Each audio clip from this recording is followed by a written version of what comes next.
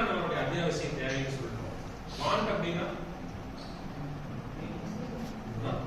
எனக்கு ரொம்ப தண்ணி தாகமா இருக்கு, தண்ணி தாகமா இருக்கு, தண்ணி குடிக்கணும், அது வந்து நீடு. வாண்ட்னா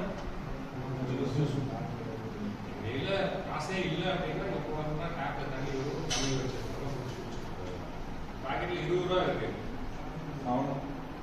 கேன்டீன் போவா 20 ரூபா ஒரு பிஸ்கட் ஆர்டர் பண்ணலாம், பாக்கெட்ல ஒரு 50 ரூபா இருக்கு.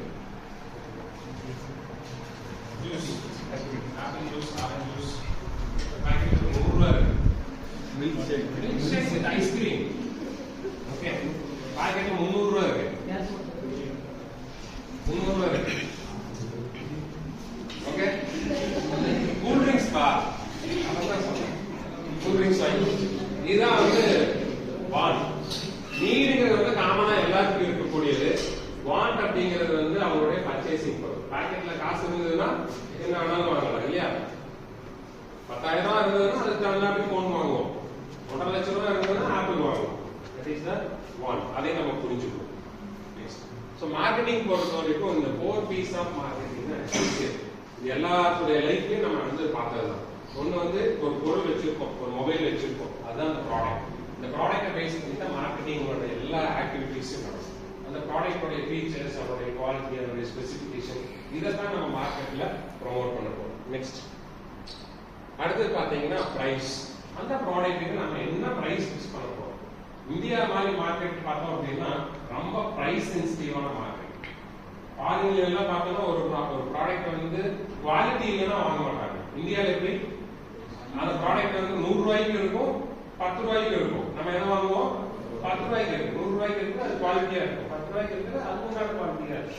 பட் நம்ம எதை வாங்குவோம்? 10 ரூபாய்க்கு தான் வாங்குவோம். பிரான்ஸ் தெரியும் எல்லாத்துக்கும். பிரான்ஸ் எது famous?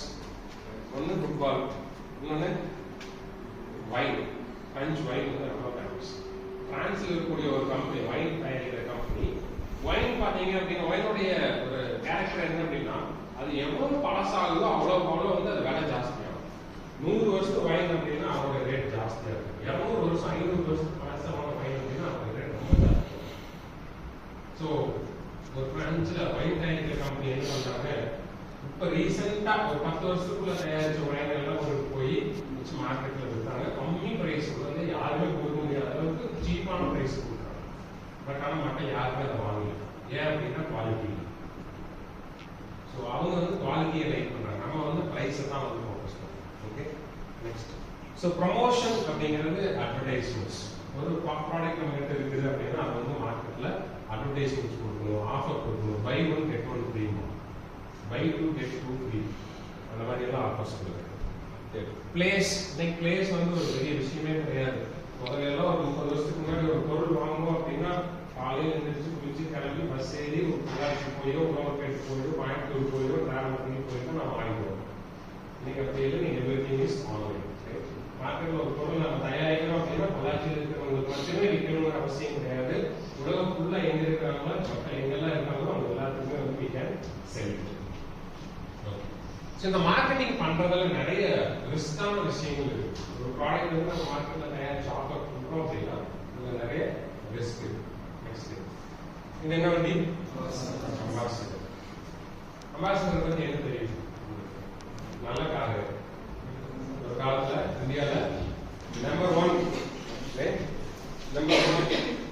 Chief minister, prime minister எல்லாம் இந்த காரை யூஸ் பண்றாங்க. ஃபாரின்ல இருந்து யாராவது டெலிகேட்ஸ் வந்தா கூட இந்த கார்ல தான் போயிட்டு இருந்தாங்க. அந்த மாதிரியான ஒரு சூப்பர் கார், ஒரு லக்ஸரி கார் அம்பாசிடர். எங்கேயாவது நியூஸ்ல வந்து அம்பாசிடர் மோதி, அம்பாசிடர் ஆக்சிடென்ட் ஆகி குடும்பத்துடன் பலி பார்த்துக்கிறோம். அவ்வளவு சேஃபான கார். ஓகே, ஆனா இந்த கார் என்னாச்சு இன்னைக்கு மார்க்கெட்ல? இல்ல, மார்க்கெட்ல இந்த காரே கிடையாது. யாரும் அம்பாசிடர் தயாரிச்சு விற்கிறதும் கிடையாது, புது கார் வர்றதே இல்லை. எதனால? 1997, 95, 96, 97 அந்த பீரியட் இண்டிகா அப்படின்னு சொல்லி ஒரு கார் வந்து டாடா கம்பெனி சொல்லுவாங்க. அந்த இண்டிகா வந்ததுக்கு அப்புறம் எல்லாரும் இண்டிகாவை பர்ச்சேஸ் பண்ண ஆரம்பிச்சு அம்பாசிடருடைய சேல்ஸ் அப்படியே கம்மியாயிடுச்சு. தெரியும், மார்க்கெட் அப்படிங்கிறது காமனாக இருக்கு. மார்க்கெட்டிங் அப்படின்னா மார்க்கெட்ல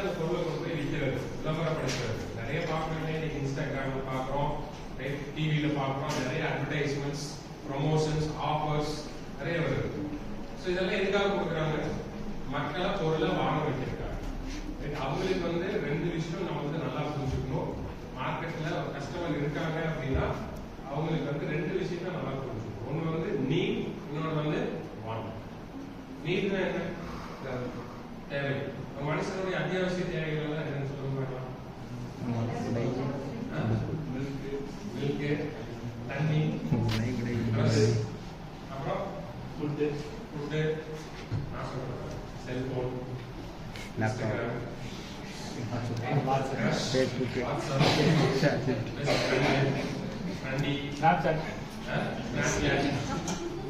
இதெல்லாம் அத்தியாவசிய தேவை இல்லையா?